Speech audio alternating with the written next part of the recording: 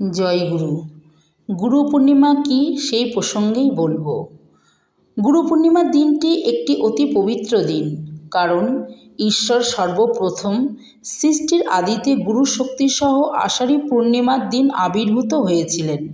সেই কারণে আষাঢ়ী পূর্ণিমার দিনটি গুরু পূর্ণিমার দিন হিসাবে পালিত হয়। এই দিনটিতে মহাপণ্ডিত ব্যাসদেবের জন্ম হয়েছিল বলে এই দিনটিকে ব্যাস পূর্ণিমাও বলা হয়।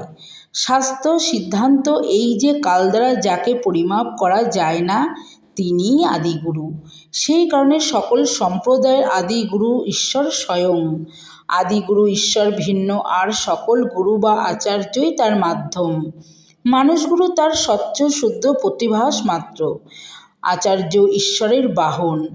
আয়নার ভিতর দিয়ে সূর্যের আলো প্রতিফলিত হলে তাকে আমরা সূর্যালোকই বলি। আচার্য বা গুরুর মাধ্যমে ঈশ্বরেরই প্রকাশ হয়। ঈশ্বরের অনুগ্রহ আচার্যের মাধ্যমে আমাদের উপলব্ধি করতে হবে। ঈশ্বরের ইচ্ছাতেই গুরুশক্তি যোগ্য আধারে অনুপ্রবিষ্ট হয়।